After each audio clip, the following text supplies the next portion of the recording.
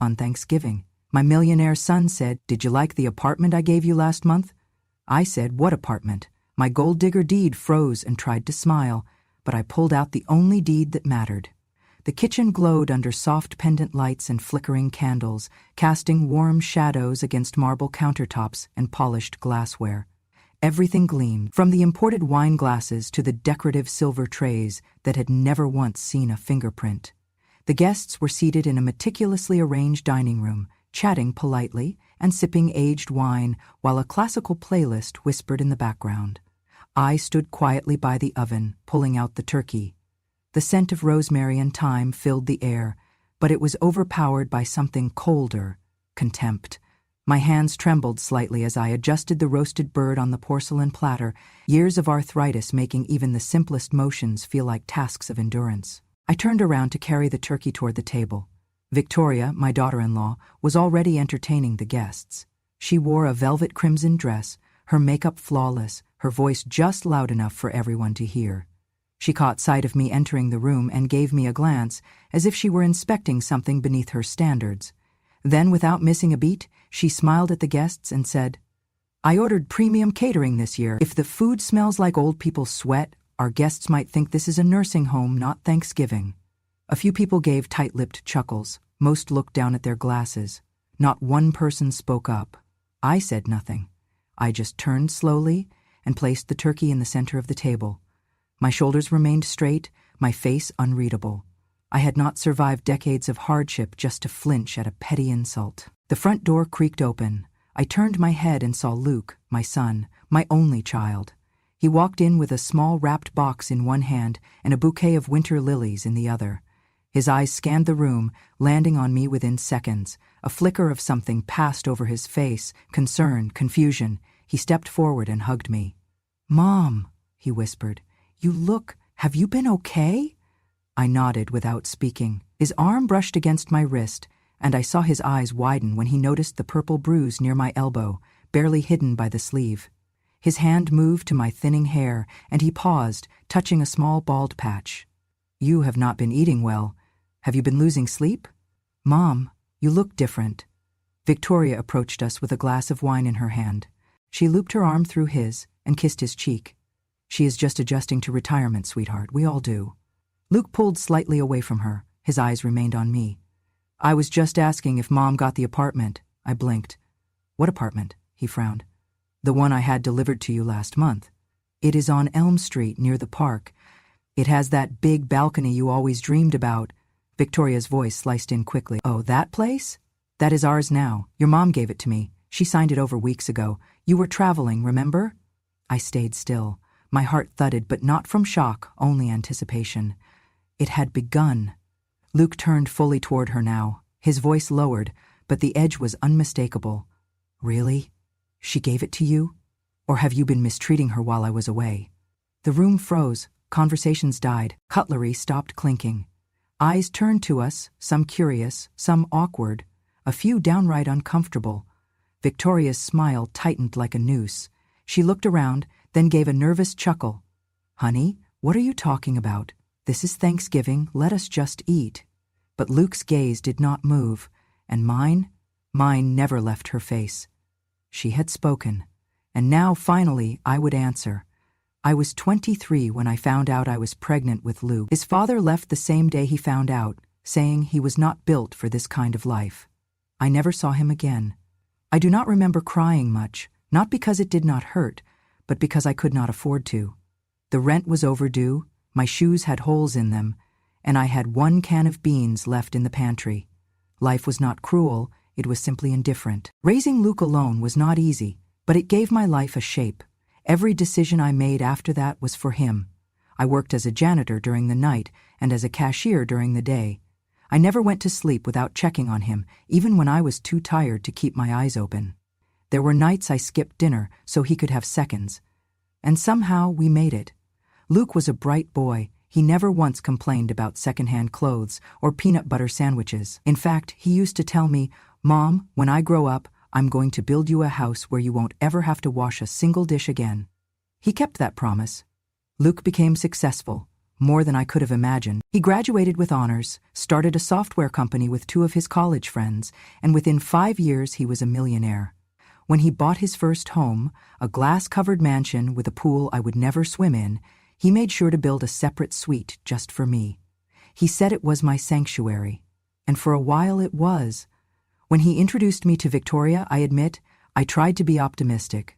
She was beautiful, well-dressed, and came from a family with more money than kindness. She shook my hand and smiled at me, as if she was doing me a favor.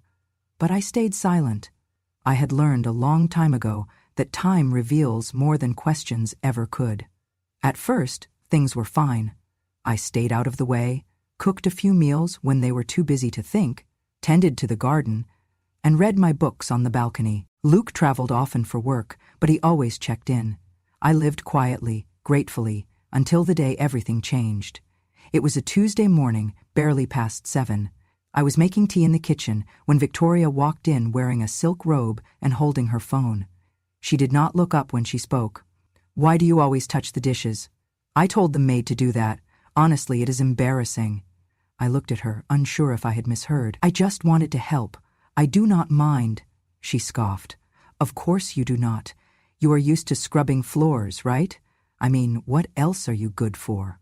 I swallowed my words and returned to the kettle. I remember the whistle starting to rise, a shrill sound that seemed to match the ringing in my ears. From that day forward, her tone changed. When Luke was home, she was polite, almost sweet. But the moment he left on business trips, she turned into something else entirely. She stopped pretending. She started calling me names. She would say things like, "You are just a guest here, a burden, a freeloader." Sometimes it was worse. One afternoon I was wiping the windows when she stormed in and pushed me out of the way. I stumbled backward and hit my hip on the edge of the counter. She leaned over me and hissed, "You better watch your step, old woman. You're getting clumsy." When Luke called that evening, I told him I was fine. I always told him that. I told him I was just tired, or maybe the floors were slippery. I did not want to worry him. I thought I could handle it. But the bruises started showing, on my arms, my ribs, my back. The nights grew longer and sleep became harder. I stopped eating dinner when she was home because her glares made the food taste like ash. She would throw out the meals I cooked and order takeout, then laugh. "You should thank me, your cooking smells like regret." Still, I said nothing. But I began documenting. I bought a cheap diary and wrote down every insult, every shove. Every morning I woke up with a new bruise. I saw a doctor and kept copies of every visit, notes about my weight loss, insomnia, and injuries. When Victoria left her tea box on the shelf one day, I switched it with one that had a small camera embedded in the lid. I did not even tell Luke. Not yet. Because I knew what she would say. I knew her kind of cruelty. Smart, calculated, always 2 steps ahead. And sure enough, one evening, after she grabbed me by the arm hard enough to leave marks, she sat across from me and said, "Try telling anyone. I'll say you're confused, delusional. You're old. People expect you to forget things. No one will believe you." I did not reply. I just nodded and took my tea back to the suite. That night, I cried into my pillow for the first time in years. Not from pain, not even from humiliation, but because I realized something painful. I had raised my son in a world too busy to teach him how to see the quiet suffering of others. That realization sat with me for weeks. But slowly, I began to change. I became quieter, but not out of fear. I started listening more, to her patterns, to her lies, to her mistakes. I made copies of the video files and sent them to my personal email. I created a folder on a USB drive labeled Receipts. I made sure it was encrypted and backed up twice. I never fought her, not with words or fists. I fought her with silence, with patience, with the slow, steady rhythm of a woman who had been underestimated one too many times. Luke kept checking in. "Mom, you sure everything's all right?" "Yes, sweetheart. Just a little tired lately." "You want to move into that new apartment near the park?" "Maybe soon. Not yet." He believed me, because I had never lied to him, because he had never learned what it looked like when someone you love is being slowly erased. But I had. I had seen it in my mother. I had seen it in the neighbors who never spoke up. And now, I was living it. So I waited. I waited for the moment to arrive. I knew it would. I knew the woman who mocked me with her wine glass would eventually grow greedy enough to slip. And when she did, I would not scream. I would not cry. I would simply show the world what she had forgotten, that the quiet ones are not weak. They are just waiting. The fever came out of nowhere. One morning I was fine.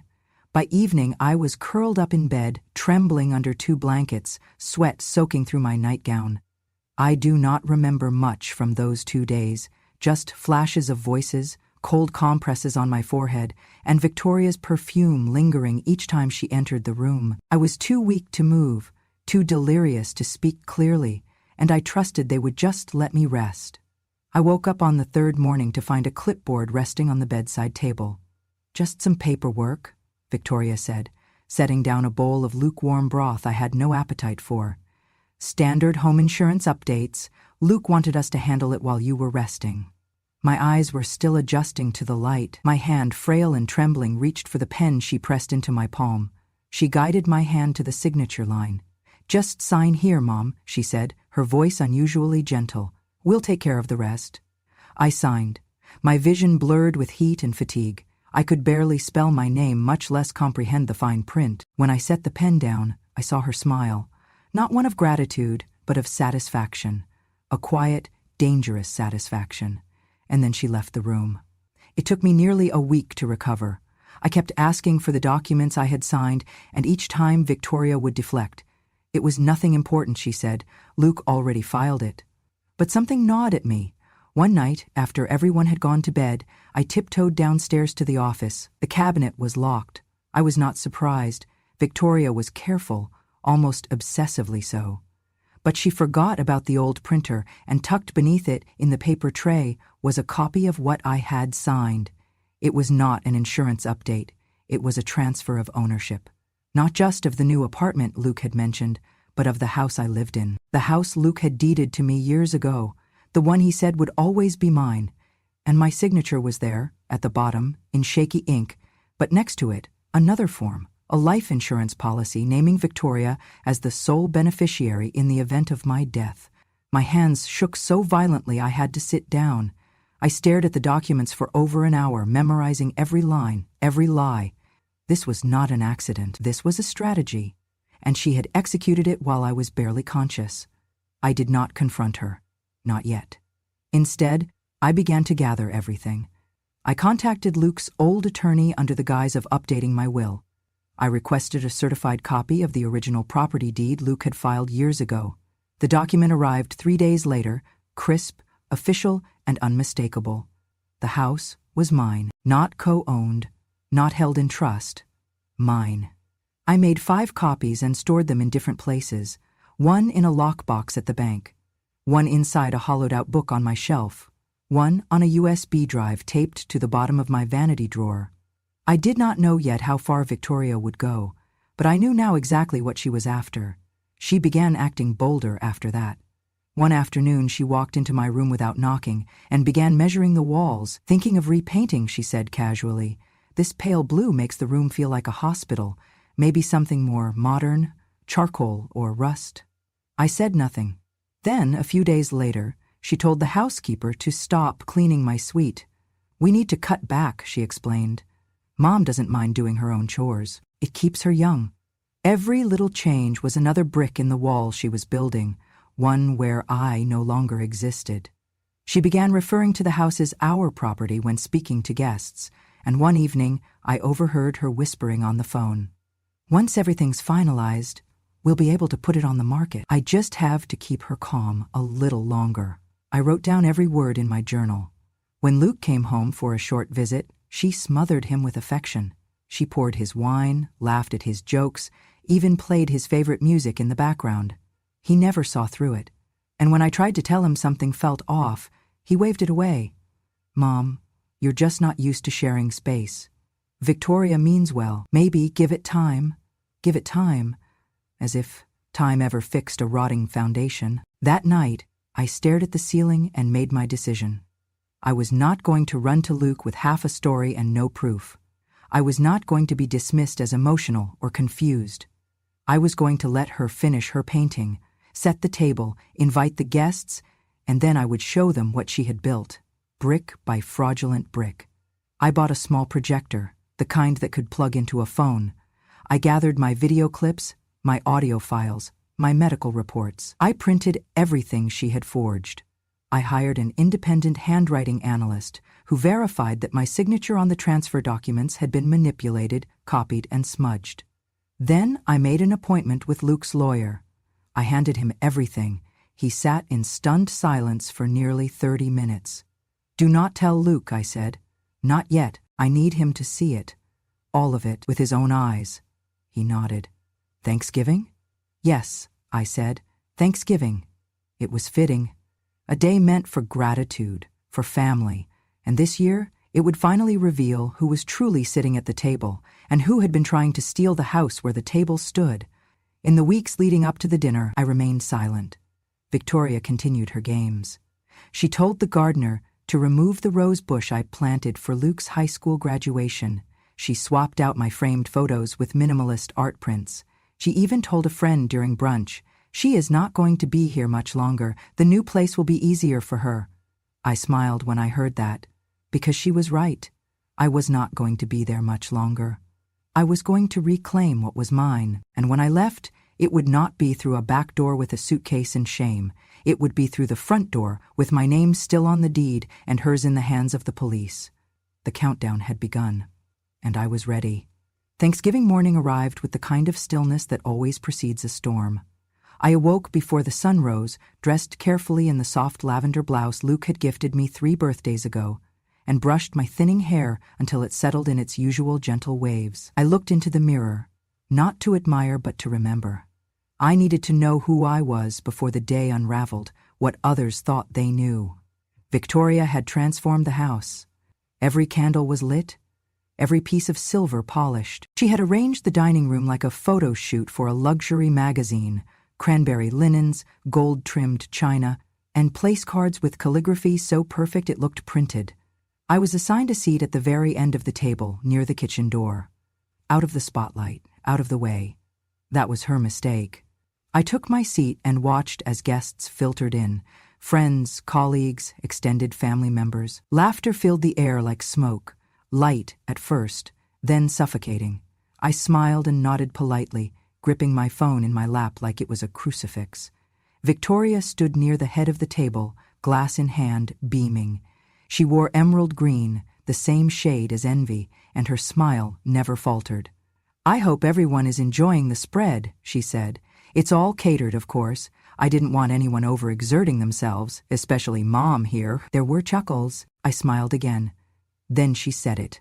"Oh, and just in case anyone's wondering, we finally renovated the back suite. It was long overdue. After all, the house is ours now." She turned to me, voice syrupy. "Right, Mom? You gave us the house months ago, remember?" The room went silent. It was not the silence of confusion. It was the silence of expectation, everyone waiting for the old woman to nod, to smile vacantly, to confirm the story and pass back into irrelevance. I placed my napkin on the table and rose slowly. My joints creaked, but my voice did not. "That's funny," I said softly, "because I do not recall giving anything away. Not the house, not my dignity, not even my silence." Victoria laughed nervously. "Mom, come on. Let's not turn this into drama. Maybe you're confused." I held up my phone. One button, that was all it took. The screen above the fireplace flickered to life. Luke had upgraded it last year, a smart TV connected to the cloud. I had practiced the sync 3 times. It worked flawlessly. The video played. Victoria's voice, unmistakable. "You better watch your step, old woman." Another clip. "I'll say you're confused, delusional. You're old. No one will believe you." Another still. Me curled in the corner of the kitchen after she shoved me, gripping my side, breathless. Gasps echoed. Someone dropped a fork. I did not flinch. Victoria froze, her mouth open mid-breath, then snapped toward me. "You filmed me? You set me up?" I kept my eyes on hers. "No," I said calmly, "you set yourself up. I simply documented what you never thought anyone would care to see." Luke stood slowly. His face was pale, lips parted, eyes wide. He looked from the screen to Victoria, then to me. "I trusted you," he whispered. Victoria stepped forward. "She's twisting things. You know how she is, how forgetful she's become." "Enough," I said. I reached into my handbag and pulled out the original deed, official, notarized, and crisp as the day it was filed. I walked to the center of the table and laid it flat for everyone to see. Then I opened a small envelope and pulled out the forged transfer document. I placed them beside the deed. Luke's lawyer emerged from the hallway. He had arrived 30 minutes prior, at my request, and waited in the guest room until I texted him. "Everything here," he announced, tapping the documents, "has been reviewed. This is the authentic deed, and it confirms full ownership remains with Mrs. Harper. The secondary documents are fraudulent, manipulated signatures, altered dates. Charges are pending."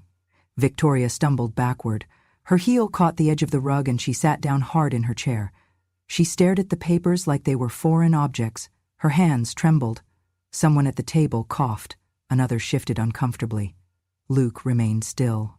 "You lied to me," he said finally. "You lied about my mother, about everything." Tears welled in Victoria's eyes, but no one reached for a napkin. No one offered sympathy. "I thought you loved her," he continued. "I thought we were building something, but all this time you were building it on her bones." Victoria looked around, but no one met her gaze. The room had turned. Luke stepped toward me. "How long have you known?" I looked up at him. "Long enough," he nodded slowly. "Why didn't you tell me sooner?" I looked over at the guests, at the people who had laughed at her jokes and ignored my bruises. I looked back at my son, whose eyes now burned with grief and regret. "Because it is not about telling," I said. "It is about showing, and sometimes the truth needs a crowd." He bowed his head. Victoria tried to speak again, but Luke raised his hand. "Do not," he said, voice tight. "Do not insult her by pretending any longer." Victoria began to cry, softly then louder, until her shoulders shook, but no one moved to comfort her. She had curated this audience. She had chosen the spotlight. Now she had to stand in it. The lawyer gathered the documents. "I will file the injunction in the morning. Expect a court summons by Monday." Victoria sobbed harder. I turned to the guests, my voice steady.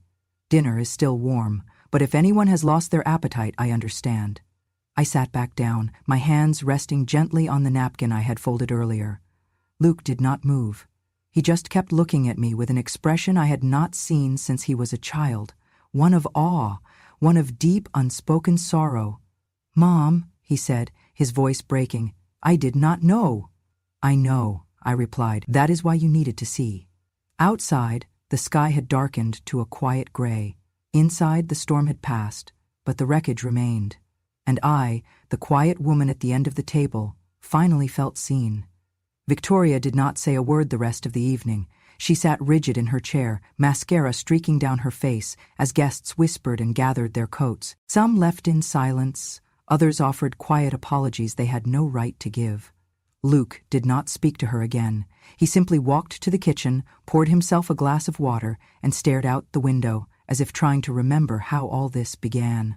The next morning, I awoke to find the house eerily still, no clinking dishes, no humming from Victoria, no staff bustling about, just the morning light stretching across the floorboards, cutting through the dust she had never noticed because she never cared. I heard the door close downstairs, followed by Luke's voice. "She is gone." I turned. He stood in the doorway, holding the deed I had placed on the table the night before. He looked tired, older somehow. "She left around dawn, took one bag. Said she was going to stay with a friend. I did not ask who." He placed the deed on the counter beside the coffee pot and sat down across from me, his hands folded tightly. "I filed for divorce this morning."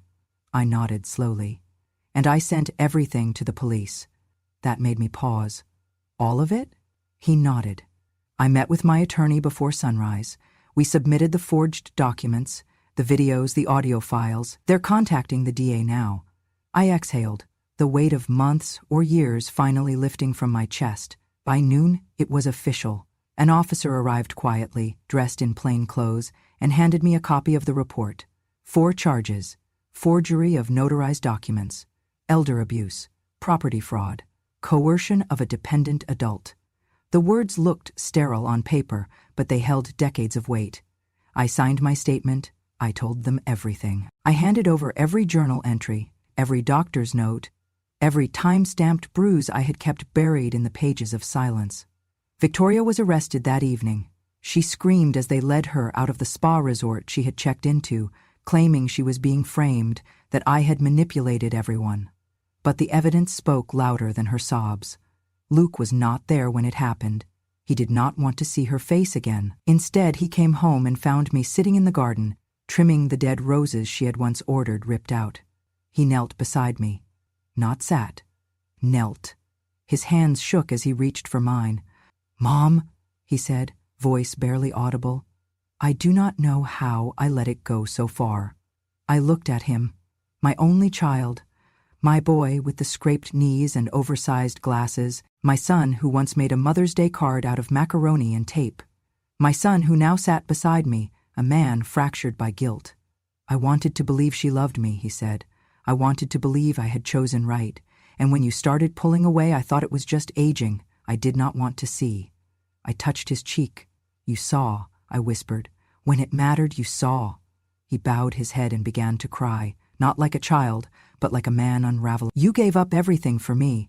Worked 2 jobs, skipped meals, missed birthdays, for me. And I let her turn this house into a prison for you." "Luke, no," he interrupted, kneeling straighter now. "Please, let me say it." I waited. "I am sorry," he whispered, "for every time I left you here alone, for every time I believed her instead of asking you, for every bruise I did not see, every moment I made you feel invisible. I am sorry." Tears welled in my eyes, but I did not cry. I had cried enough. Instead, I leaned forward and pulled him into my arms. His body shook against mine, his breath caught in his throat like he was choking on years of regret. "You came back," I said into his hair. "That is all that matters now." He pulled back, eyes swollen, face soaked. "Do you forgive me?"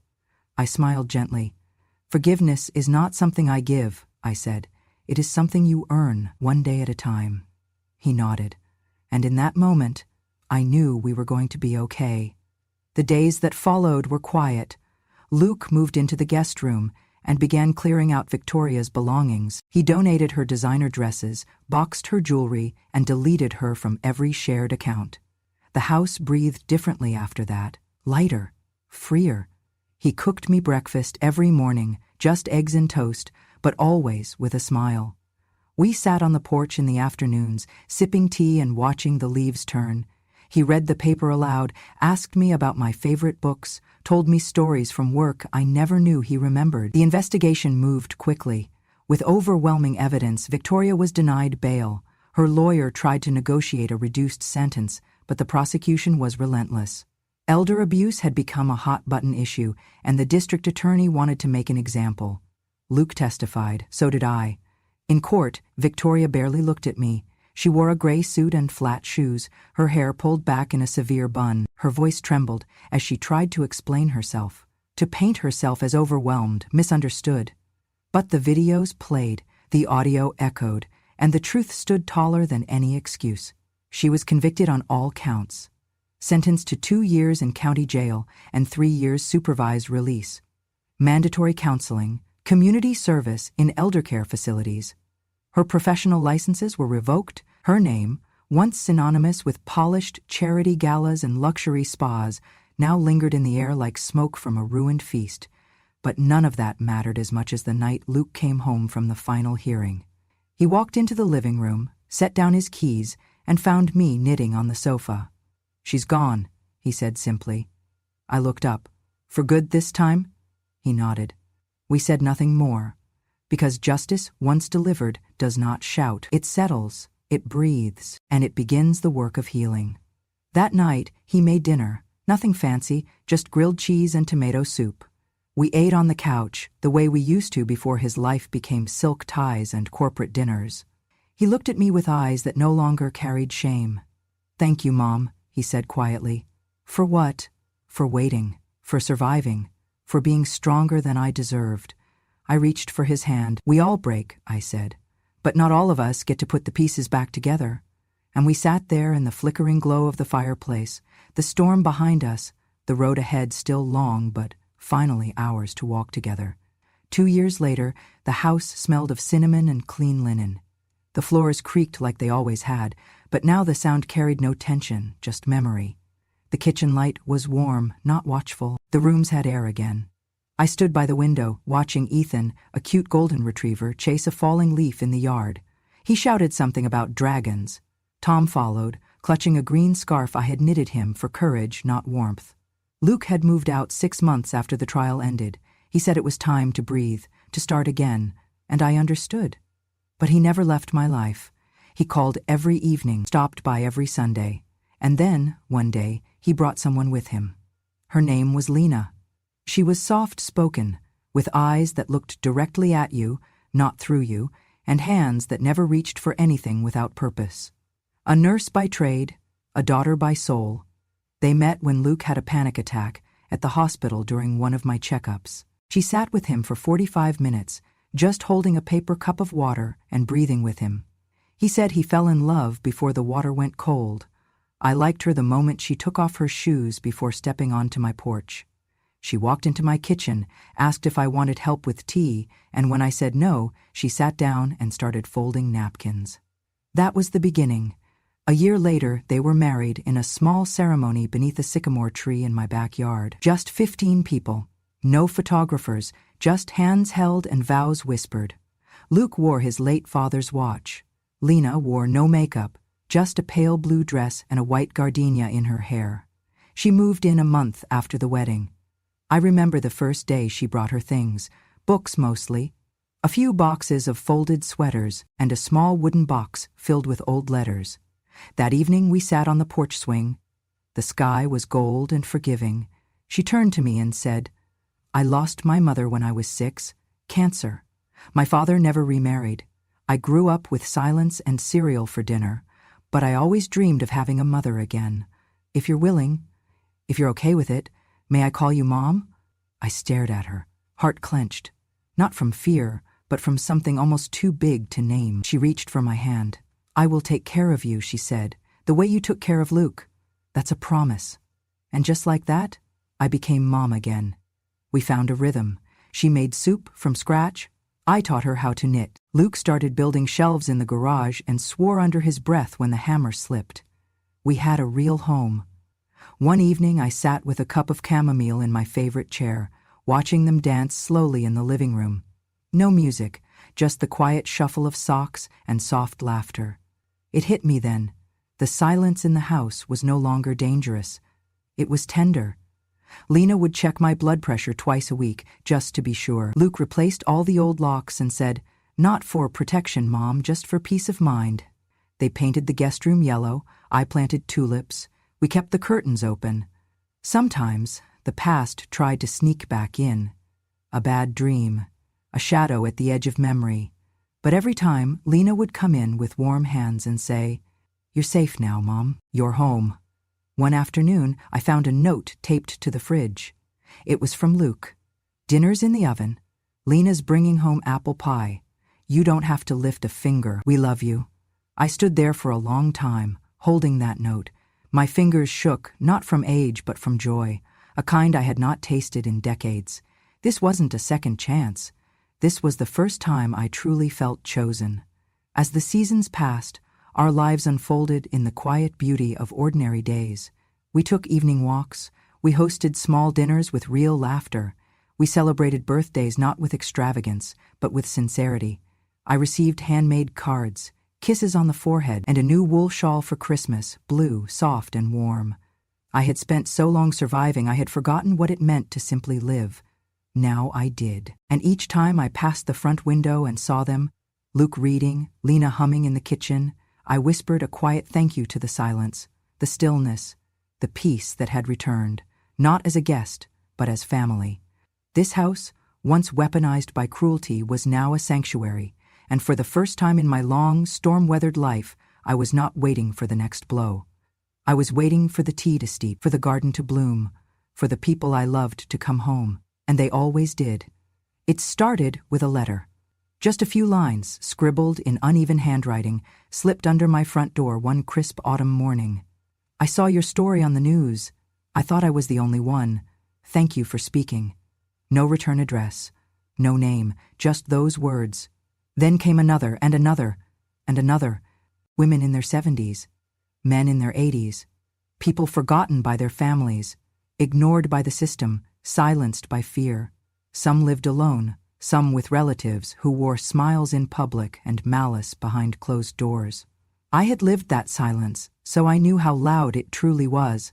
That winter, with Luke and Lena's support, I started something I never imagined I would at my age, a local support group for elder abuse victims. We met in the basement of the library every Thursday afternoon, just 6 of us at first, then 10, then 30. I called it The Hearth, because every home should be warm, and every person deserves to feel safe in their own home. We began by sharing stories, quietly, cautiously. Some cried, some did not. All carried scars, some visible, some deeper. We invited social workers, we brought in legal aid, doctors volunteered to run free clinics, a retired judge offered guidance on protection orders. For the first time, people listened to us, not because we were old, but because we were brave. The Hearth became more than a room. It became a lifeline. One afternoon, I stood at the podium during a community event, palm steady, voice sure. Silence only makes them stronger, I said, scanning the crowd. But when one voice speaks, it gives others permission to rise.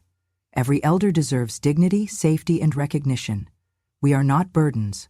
We are witnesses. We carry histories, and we are not done yet. The applause wasn't thunderous, but it was real. We hosted our first Thanksgiving gathering the following year. Not a feast, a forum.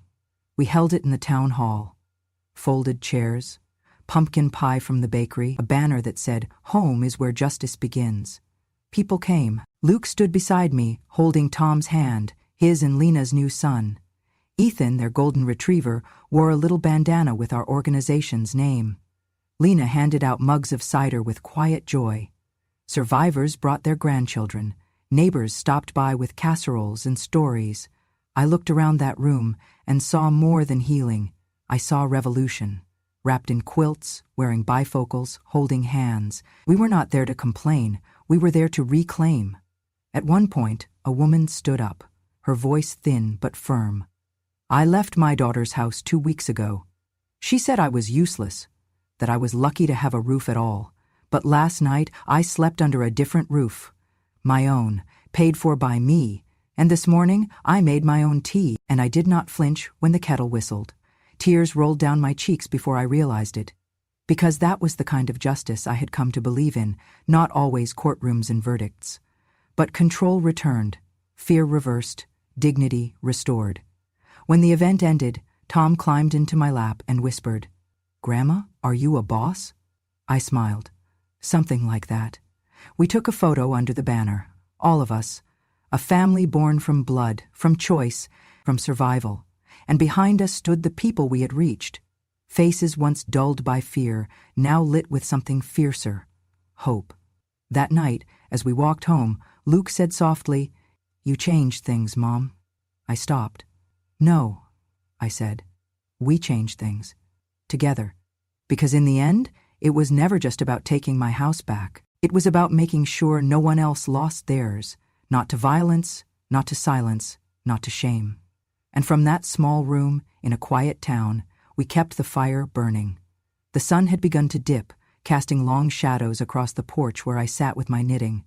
The yarn was soft between my fingers, seafoam green, the color Lena said reminded her of peace. I told her once that it reminded me of the ocean I used to dream about but never saw. She said, "Then let it be the ocean you own now." I was halfway through a scarf for Tom. He said green made him run faster. I told him it would make him braver, too. Around me, the world no longer spun in chaos. It moved with the quiet grace of recovery.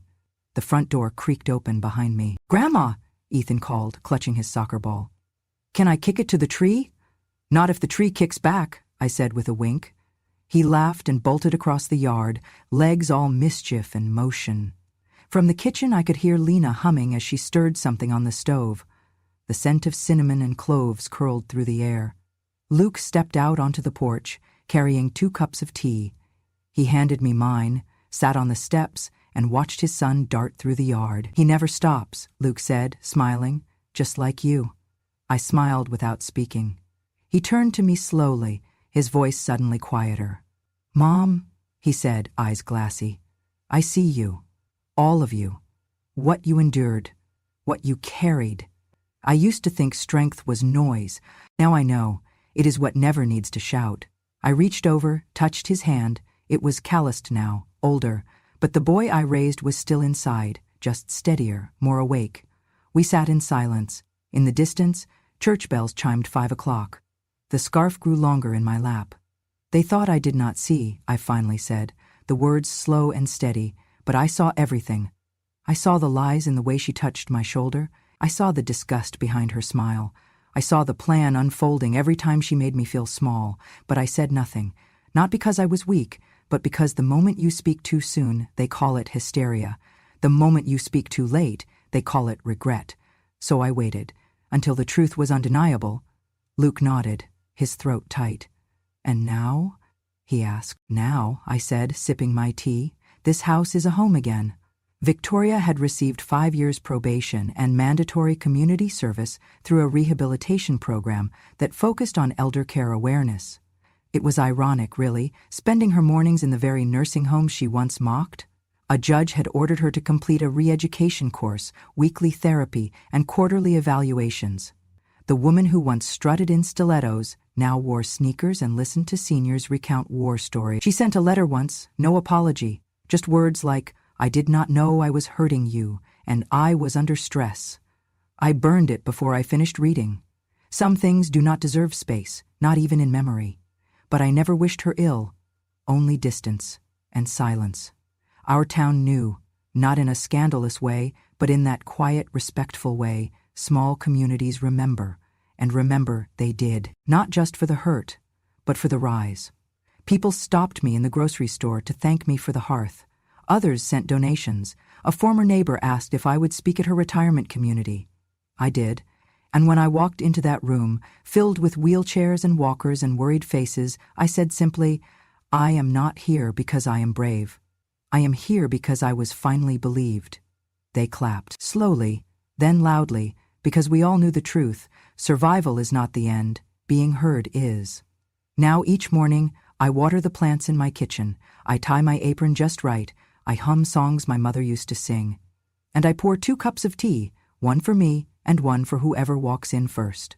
Sometimes Lena, sometimes Luke, sometimes Ethan, who does not drink it but insists I add a sugar cube for fun. The other day, Tom sat beside me and said, "Grandma, when I grow up, I want to help people like you do." I told him, "Then you already are." Later that evening, we took another family photo on the porch. Same house, different hearts, no masks. I looked at the image afterward, Luke with his arm around Lena, Ethan with grass stains on his knees, Tom holding the scarf I made, and me, sitting in my rocking chair, eyes crinkled in a smile. No more secrets, no more bruises, only sunlight. The sky had turned a deep amber, the kind that makes you believe tomorrow will be kind. We watched the last rays stretch over the garden as the kettle whistled. This was not the ending I expected. It was better. Not louder, but truer, because the world had tried to erase me. They thought I was just a shadow in the corner, a name on a deed, a relic in someone else's story. But I was never background. I was the foundation. And now I sat in the house I had bought, protected, nearly lost, and finally reclaimed. This was not just shelter. It was sanctuary. Luke leaned in again, voice almost trembling. "Mom," he said, eyes soft, "you are the strongest person I have ever known." I smiled and looked at the scarf in my lap, then out toward the golden horizon. "Yes," I said softly, "and now it is time to rest." The wind rustled through the porch. The world did not cheer, it listened, and that was enough.